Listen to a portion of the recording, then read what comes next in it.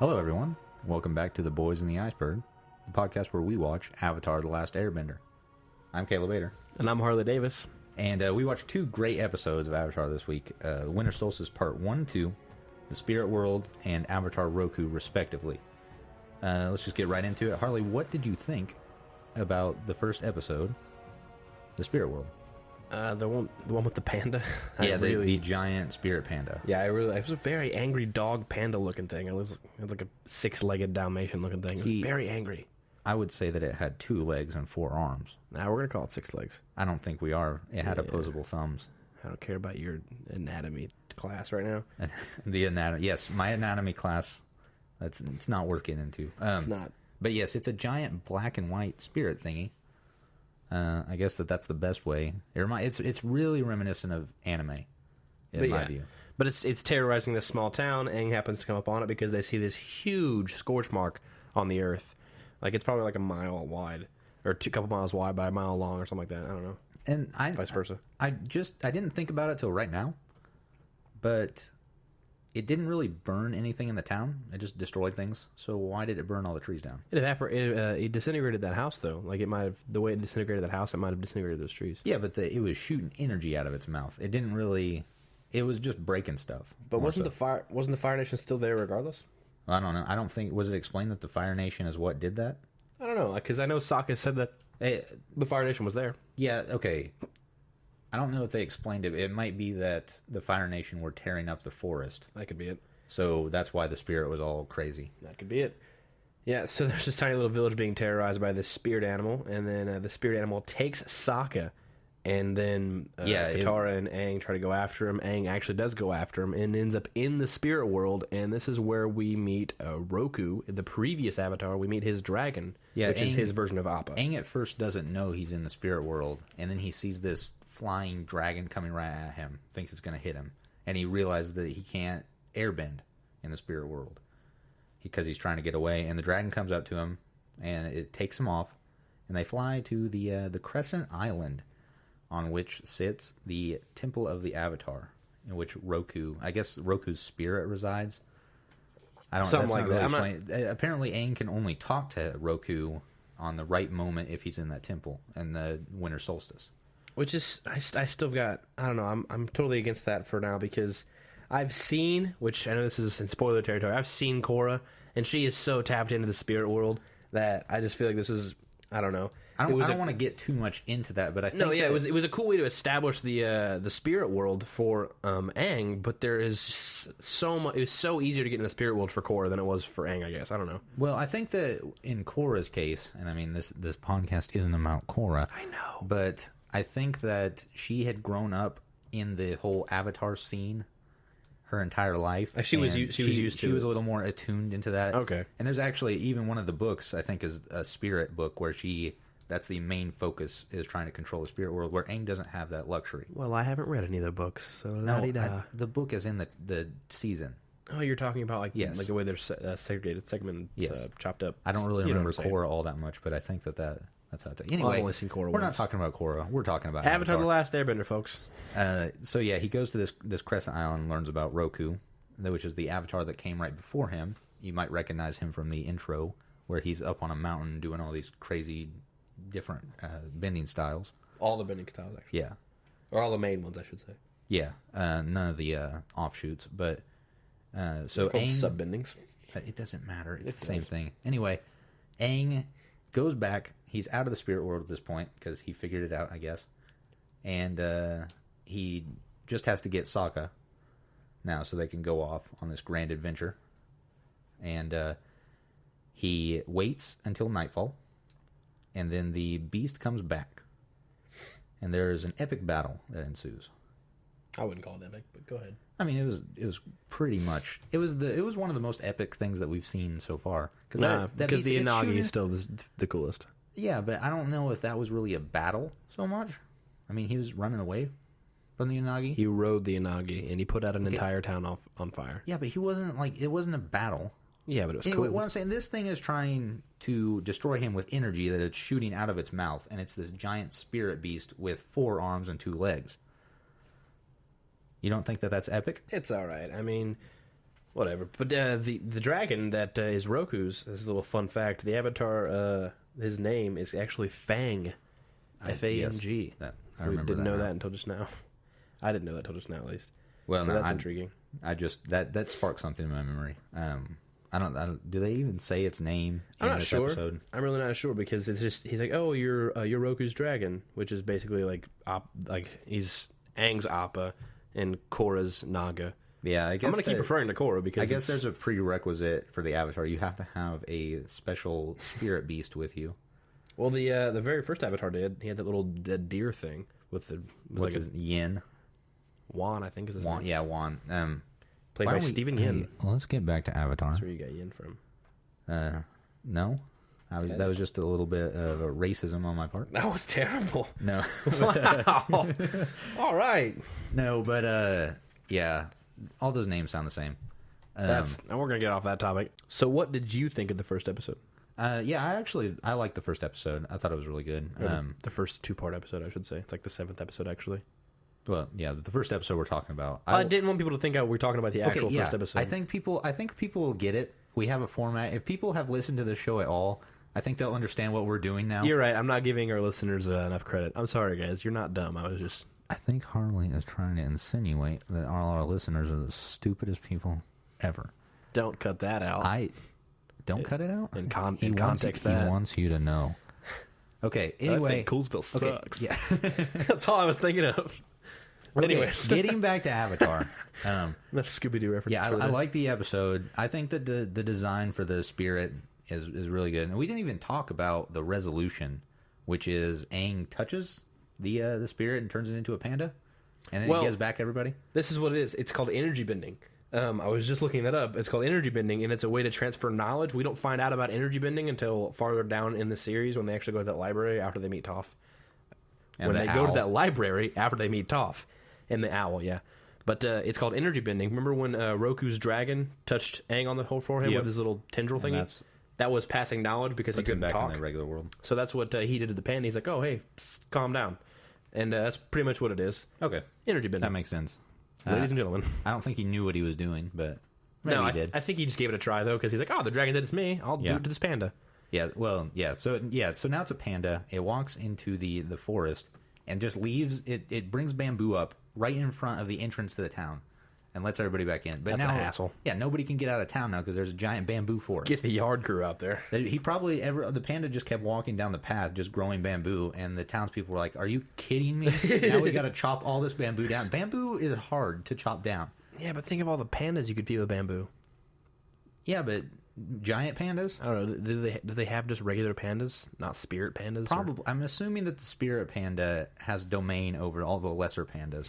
I'm not up to date on like the class structure of the panda kingdom, but I feel like that if there's a giant spirit panda, there's going to be smaller pandas. That's the king and queen of all pandas. Yeah. Anyways, enough panda talk. Let's get into some trivia talk instead. Okay. I got a couple pieces of trivia here on Fandom, which is the wiki that we're on for this. The episode shares many similarities to Hayao Miyazaki's movie Princess Mononoke, most notably in the presence of the spirit Haibai and the planting of acorns at the end of the episode. Miyazaki, he does a lot of the anime movies. I think Totoro, my friend Totoro. I need to stop talking about anime because that's... Was it Howl's Moving Castle? Is that one of them? Yeah, I think so. That's the only anime movie I might be completely wrong because I've never actually watched these movies, but I think it's pretty well known in America now. I think they're getting releases. Yeah, we probably just lied to everybody. Yeah. Do not trust me when it comes to this. Don't take that to the bank. Apparently, when chasing Haibai through the forest, which is the panda spirit, Aang is reanimated in CGI. Really? Yes. I didn't know that. I think that's one of the few places where they don't use just the cell animation. I didn't know that at all. Actually, I guess it wasn't. Was there a huge difference in visual? I don't think I saw anything. So it didn't really take away anything from the show at all. Which I don't really like the CGI when they use that and stuff. Thank you. Yeah, you're welcome. I just wanted to show you that energy bending can also be used to transfer knowledge. I wanted to establish that was the thing that we were talking about earlier. I believed you. I just didn't know if you did or not. I think I conceded your point on the podcast. It doesn't matter. Anyways, trivia stuff. Yeah. Yeah, when they use the CGI in a lot of these animated things, it sort of takes you out of it. because you can tell there's a notably different feel. Especially when it's like a 3D, when it looks like the camera in air quotes, is moving around a character in 3D. You can sort of tell that that's not actually, and that sort of takes you out of it. But I didn't notice it in this episode, so that's giving it up to the creators of the show. Yeah, go animation team, team animation. The animation was done by Dr. Movie. I still don't believe that's a real name. I did not see the credits. I saw it. I showed it to you just a second ago. I didn't look at it, It's on the wiki. With my eyes, I did not see it. Would you please look at it on the wiki? I'm not going to look it up. I'm doing other things on here. Yeah, shut your mouth. This is one of the few episodes where graphic censoring is done. When Iroh stands up in the hot spring naked, the animators use Zuko's hand as a censor. The second episode to use censoring is the waterbending scroll, when a pirate moons Zuko. That's got to be the next episode. I think it is, because the next episode is the waterbending scroll. The show's getting a little risque. Ooh la la! There's a whole episode where they're in their pajamas fighting somebody. Like they were all just woke up. And Iroh is pretty much naked throughout most of this episode. Oh, he's got his Tarzan loincloth on. Yeah, or is that the next episode? No, which one? The one he gets kidnapped in? Yeah, no, that's this. That's the same episode. That's the first episode. Yeah. The episode actually ends with Zuko showing up to the town where the High-Bi was taken over and just blast the guy that helped Aang and all of them. Yeah, let's talk about that for a second. Well, not the fact that he punched the guy in the chest, but I want to talk about where was Zuko this entire episode? Like, he shows up, talks to his uncle for a little while, and then leaves. Well, I don't remember. Then we come back to Iroh, and Iroh was asleep, and he's woke up. He said that they were leaving in a second to Iroh. He's like, you got like 1 hour to rest in your hot springs, and then we're going to leave. So apparently they left, is what I'm thinking. Iroh did not show up because he was fast asleep. And then Zuko got to a certain point and was like, hey, we need to go back and get Iroh. He steamed that with his own breath. Well, yeah. He's such a good firebender. He's the Dragon of the West. The Dragon of the West. Do you know why they call him the Dragon of the West? We're not going to get into that. We're not going to get into it because of spoilers. Yeah. I don't think that you really keep the spoiler rule. I don't. We should really announce spoilers beforehand. Yeah, but, I mean, it's not... Spoilers in this show aren't necessarily that bad, but... I mean, they're kind of bad. We're still talking... I mean, you've had about, 12 years to watch this show? 11? We're going to say 11 years to watch this show. Yeah, so figure because it it has out. been 11. It has been 11, hasn't it? 2005. I realize it's 2017, but we're not all the way into 2017 yet. Hey, for all you mathematicians. Harley, thank you for dating this podcast. We've already dated it. I said Happy Valentine's Day. You said Happy Valentine's Day, but but you've dated it in the year, but you haven't dated it year-wise now. But now you have. 2017, folks. Yeah. The year of the pig. No? It's the year of the rooster? It's the year of the rooster. I lied to you. I'm the year of the pig. Who's racist now? You don't even know what Chinese year it is. I'm sorry. I got so focused that I was the year of the pig that I was so jealous because that's like slovenly. Like, we're just, lackadaisical. We don't do anything. Let's get into some comments. Anyways, let's get into some actual Avatar stuff. Yeah. Here's some comments from Fandom, which is the wiki. This first one comes from an anonymous user, and it was posted in September of 2012. Common theme in all these comments is they're very old, but that's so far after the show came out. Well, I think that Fandom probably started in 2012 because a lot of these are around that time period, or maybe these are just the most. I don't know exactly, because we would have been in like 5th or 6th grade when this first started, so we wouldn't have been using the internet as much as we do now. Probably not, and the internet wasn't as prevalent as it is or was in 2012. Too true. I know I did not have it at my home at that point. Neither did I. We were so far out in the boonies that we did not have any internet, not even dial-up. Yeah, no, There's a term you've never heard, kids. Dial-up. Google that with your smartphones and your tablets and your laptop computers on the go. You hip kids. Get off my lawn. Get off my lawn. Okay. Anyways, why don't we get into this? I've already introduced it, but this Fandom user said this episode probably draws some similarities to Godzilla. High-Bi attacks because his home is destroyed, sort of like Godzilla. Just this sort of thematic thing, a little bit racist, as Godzilla is generally in Japan. Yeah, but the Fire Nation is supposed to be Japanese people, so it's not racist at all. Will you stop with the racism? Insinuated racism. Hey. Anyways, I never watched the original Godzilla, like the Japanese version. I watched... Gojira! That was ridiculous. That's what it was titled Gojira in Japan. No, I understand. I watched the awful Matthew Broderick Godzilla. I have not seen that. The 2002 or 2001, I can't remember. But it was the awful version of that where she has little babies in the Madison Square Garden. And then I've seen... And no one notices. No one notices. But then I've seen the... giant eggs. Yeah, they're huge. Then I've seen the Bryan Cranston one. And I say Bryan Cranston loosely because he was in there for like 5 minutes and died. Spoiler alert. You've had a couple years to watch it. But then I've seen that one. Knocking off on the spoilers, please, Harley. And it was pretty good. So I don't really know anything about Godzilla, per se. Thank you, Gareth Edwards, for that. If you would not have had that, we would not have had Rogue One from you. Okay, we don't need to talk about... Save it for your movie podcast, please, Harley. This comment comes from 2012 again, from an anonymous user. And it says, "Oh, come on. I wanted to see a naked fat guy. And Zuko's hand just had to block my view." Well, I don't really know what to say to that. You want to see a naked fat guy? Go to the nursing home. That was a little bit ageist. What? No. There's not as many abs in this episode, I would say. We get Zuko's midsection, or not Zuko, Uncle Iroh's midsection, but he's a little plump. Yeah, let's say. So there's that. To this show's credit, they don't have abs in every episode. No, but I am excited for his physical transformation throughout the series. Why don't you not spoil anything? Yeah, I love Uncle Iroh. He's one of my favorite characters. Yeah, of course.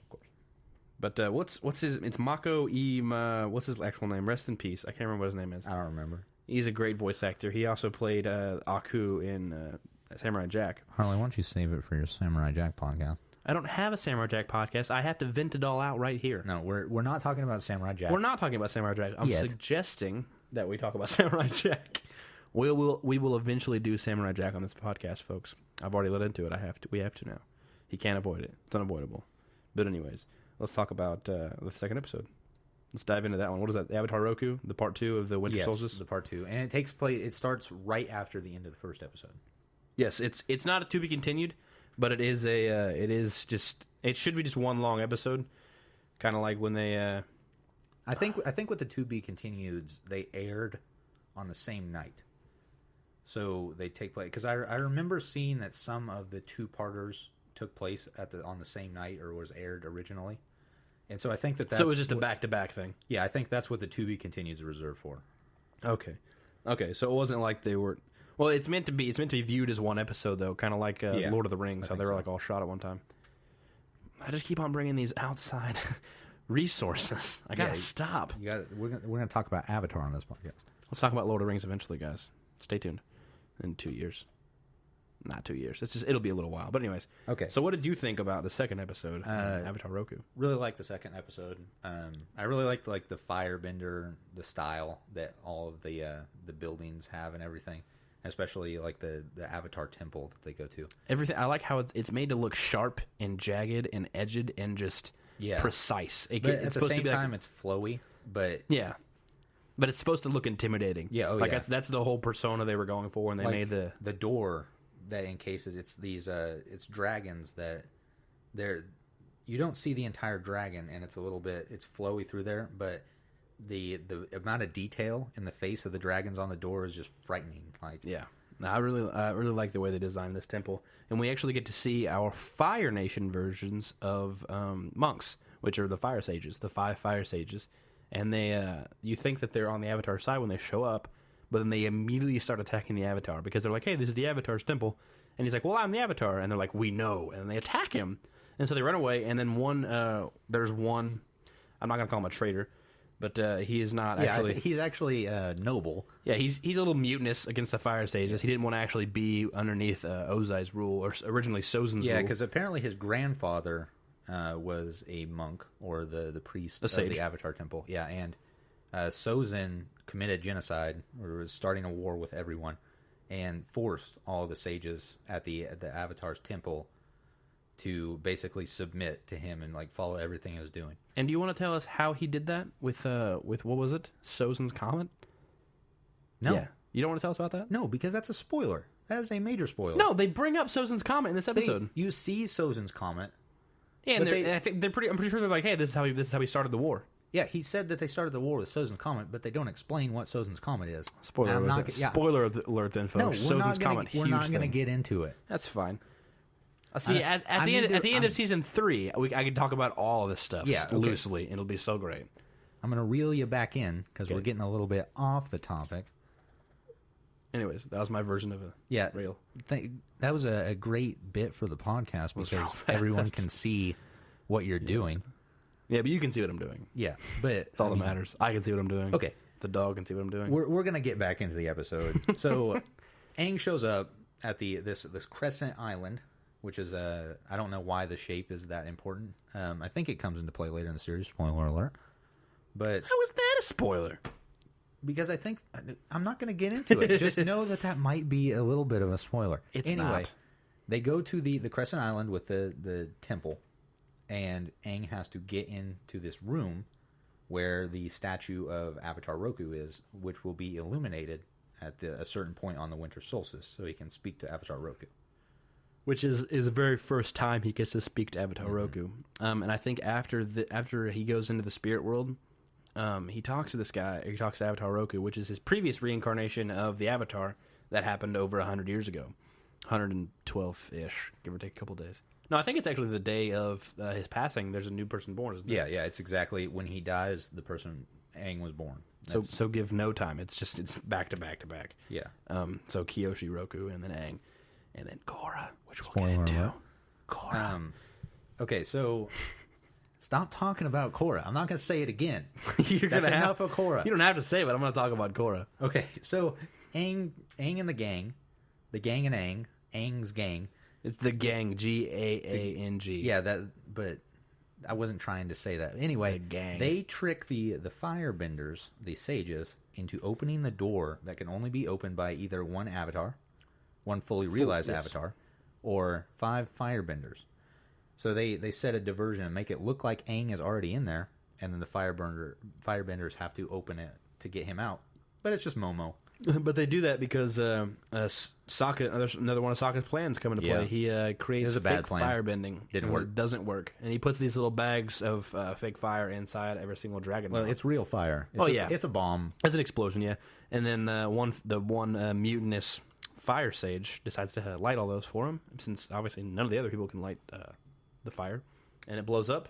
It looks like they've already gotten in. There's like soot and stuff on the side. And that's why they believe it. They didn't just believe it because they said so. They believe it because there's proof. They saw Momo's shadow. They thought it was Aang, so they tried to open it. Yeah, we're assuming Momo climbed through one of the dragon mouths. I'm not. Yeah, I don't know why they couldn't just do that. You think they could just destroy whatever was in front of the opening and get in there? Yeah, but because Aang blew up in this same episode, or in this episode at the beginning, blows up a giant boulder that has been lit on fire and shot at him by the Fire Nation. Yeah, but that's a loose boulder though. This is like a compacted. Loose boulder. Okay, it's listen. It's not just dirt they've compressed. It's a boulder. Hold me on to this.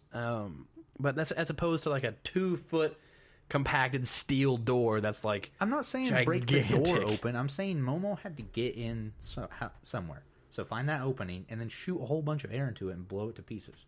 I think it was the dragon mouth. Yeah, the dragon's probably because made he was out of sitting wood. Inside that dragon mouth. I think you're wrong. You mean the dragon mouth on the door? Yeah, I don't think so. I absolutely think so because remember when Momo was jumping into the dragon mouth and he was sitting there and he was looking inside. He was sitting in the dragon mouth. How could he climb up in there? Momo was tiny. They almost stuck him through a hole that big when they met Boomy. That big was I put my hand up and made a very small gesture. It was a very small hole. You guys can't see that. Harley, can I talk to you here for a second? Yeah, what's up? Would you please stop making like hand gestures that the podcast audience can't hear? Yeah, I guess because they can only hear. Yeah, they can't see it. Yeah, I'm sorry. Okay. So yeah. Anyway, they get into the room and the door shuts behind him, and this blue light envelops the entire place. And the monks who have now been captured or taken control of by the gang are out there. They're trying to stop it. They can't. And then we get Avatar Roku. Finally. Yeah. Avatar Roku shows up in his blue glory. He's no longer just a statue. He's an actual person. He's a spectral spirit. I don't know why you had to put both of those in there. That's a little redundant. It is a little redundant. But you get the point. A spectral entity. We're going to use that word instead. But, yeah, he's... so it's basically like you have voices in the back of your head talking to you, trying to tell you what's what. Aang's got all of his predecessors. Every single one of his voices is literally an avatar, a past avatar. And I don't know how many there are. There's hundreds of them, aren't there? Because there's. I only know the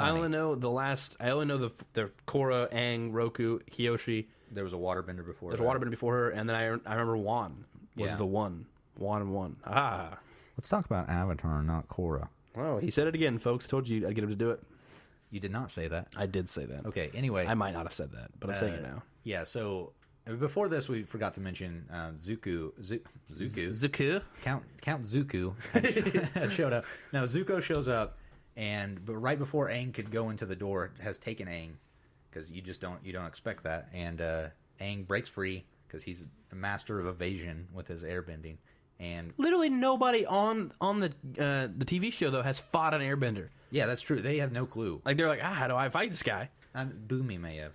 Maybe, but like everybody else that are like middle aged or less than have never fought 100 years old. They have to be pre extinction, like nomad extinction, which was 100 years ago. Yeah, because it wasn't really a fight; they just ambushed them and just killed them all. They didn't have a standing army. Yeah, Zuko has no clue what he's doing, and so Aang just gets away and leaps through the door.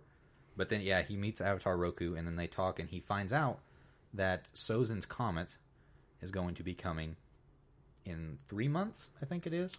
3 months or 3 weeks. It's a very short amount of time. It's not 3 days. No, I think it's 3 months because it's 3 minutes. It coincides with the summer. Yeah, it's at the end of the summer. Yes. So that wouldn't be 3 months. Maybe whatever. Maybe it's the beginning of the summer because it's the winter solstice. It might be 3 weeks, but we'll come back. We'll come back to that. Yeah, but it's facts and figures, data and dates. Look it up right now. But he's not going to look it up right now. But so. The actual comet, it actually improves the bending skills of every firebender that is underneath the comet. It proves it, I think, tenfold.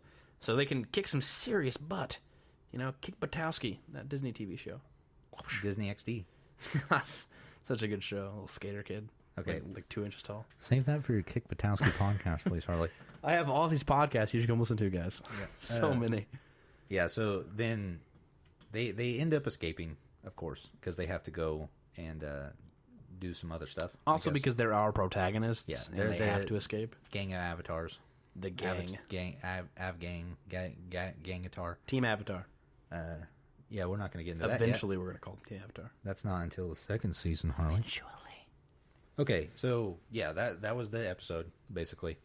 Zuko almost gets captured, but ends up not. Yeah, Commander Zhao comes out of nowhere at the end. Stupid Commander Zhao. I'm so sick of Commander Zhao. I can't wait for him to not be a commander anymore. Spoiler.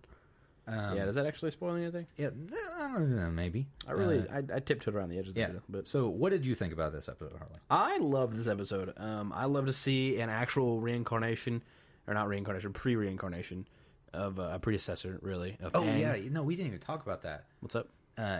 Avatar Roku takes over Aang's body and comes out at the end of the episode and just destroys everybody and destroys the temple and just uses the lava bending skills and stuff.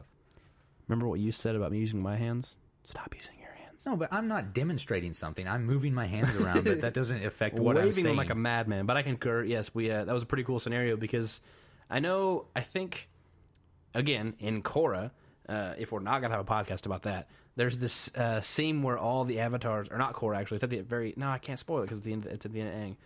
There may or may not be... Don't even say it. ...a scenario... Don't even say it. ...where all the avatars are speaking through the present avatar of that TV show, specific TV show, and are saying them to do something, and they almost take over his or her body. Okay, time for some trivia, everybody. This is the first time Firelord Ozai is shown. But he's only a silhouette. And we finally get to see a silhouette with flames in the background. He's an intimidating monster, and he shoots fire out of his breath. I guess there were abs in this episode. Silhouette abs. We get abs in any of the episodes. We're going to start clocking abs. This is the first episode in which another avatar manifests Aang's body. The other being the Deserter and Avatar Day. I don't remember that episode. Or is that farther along? I think so.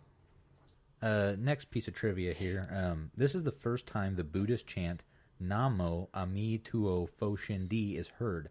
The chant can be faintly heard again before Aang merges. Oh, well, that's a spoiler. I'm going to not read that. Another piece of trivia. According to the episode title, this is the first day of winter in the Avatar world. So I think that at the end of the summer is when the entire series wraps up. I think that's when they say that Sozin's Comet's going to come. So that gives us plenty of time to get through all that stuff. So winter has came. Thank you, Edard Stark. But no, all I heard when you said that monk chant or whatever you just said was a Gregorian chant, and it was making fun of that. Oh, gosh, dang it! That the first Caller movie ever, Wizard of Oz. Thank you. Okay. On Wreck-It Ralph, when they have the Oreos and like Oreo, hey, Oreo. Hey, Harley. I'm sorry. Why don't you save that for your Wreck-It Ralph podcast? Shut up. Anyways, all right. Let's. This is the first time that Aang speaks while in the Avatar state, when he states he is ready to face the threat of Zhao and his soldiers in Avatar Roku's temple. Oh yeah, because Zhao. Yeah, we just mentioned Zhao's guys were in there. Mm-hmm. But was that actually Aang talking, or was that all the avatars? No, that's. Oh, I guess yeah. It was because probably Roku. Because Roku was the one that came Aang. out, and said something. That's what they did stuff.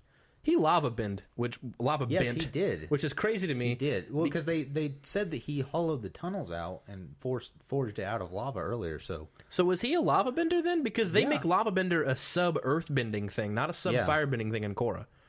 Yeah, well, he is the Avatar, so he can do all of it. That's fair. It's probably pretty easy to him because of the fire and earth bending aspect of it. So he's just doing two. Didn't really consider himself a lava bender. That's pretty cool. All right. Anyways. Okay, well, that's going to do it for us, guys. Thank you so much again for listening. If you like the podcast, go over on iTunes and like it, subscribe. If you leave us a comment, that'd be great. If you guys have any questions that you want to send in to us that we can address on the air, you can send that to boysintheiceberg@gmail.com or check us out on Twitter at boysintheberg. Thank you so much for listening. As always, I've been Caleb Bader. And I'm Harley Davis, and you can find me on Twitter and Instagram at Jedi Ninja HD. You're not plugging your... No. Absolutely. I'm going to cut this out of the podcast. Don't do that. No, you're not going to plug your personal... This is our podcast. I wanted to do that on the podcast, though. This is our podcast. I wanted to do that on the podcast, though. Okay. Well, yeah, thank you so much for listening. We'll see you here next week. Bye.